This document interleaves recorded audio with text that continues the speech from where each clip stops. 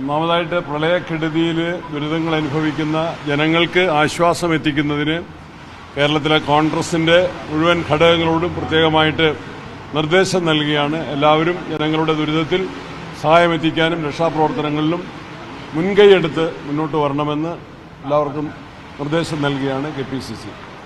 രണ്ടാമത്, ഛത്തീസ്ഗഡിൽ മലയാളി വൈദികനും കുടുംബത്തിനും നേരെ ഉണ്ടായിട്ടുള്ള അക്രമം പോലീസിന്റെ സാന്നിധ്യത്തിലാണ്.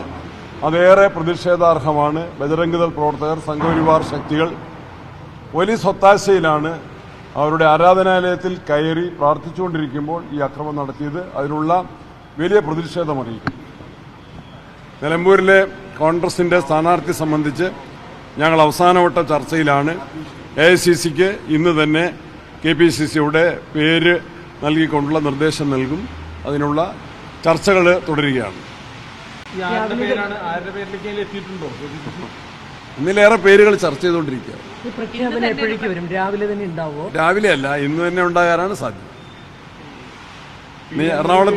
എറണാകുളത്ത് നിന്ന് മുൻകൂട്ടി നിശ്ചയിച്ച പരിപാടിയുണ്ട്. രാജ്യരക്ഷയുമായി ബന്ധപ്പെട്ട AICC നിർദ്ദേശപ്രകാരമുള്ള പ്രോഗ്രാം ഇന്ന് എറണാകുളത്തുണ്ട്.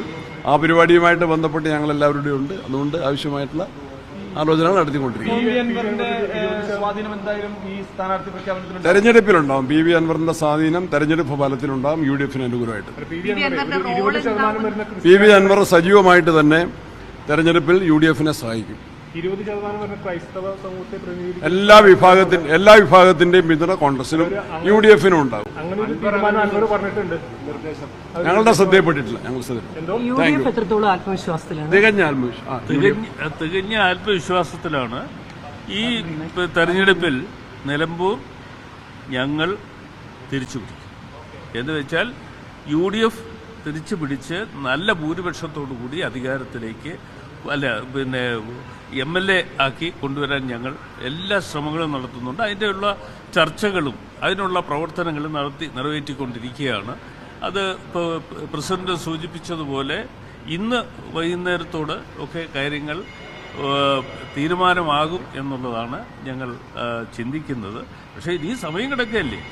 2-ാം തീയതി ഉള്ളൂ നോമിനേഷൻ കൊടുക്കുക അല്ലേ. നോമിനേഷൻ കൊടുക്കുന്ന തീയതി വന്നേക്കുന്ന 2-ാം തീയതിയാണ്. ദിവസം കിടപ്പുണ്ട്. പക്ഷെ ഞങ്ങൾ സ്ഥാനാർത്ഥിയെ നിശ്ചയിച്ചതിന് ശേഷം CPM സ്ഥാനാർത്ഥി നിശ്ചയിക്കാൻ വേണ്ടി തയ്യാറെടുപ്പ് നടത്തുന്നുണ്ട്.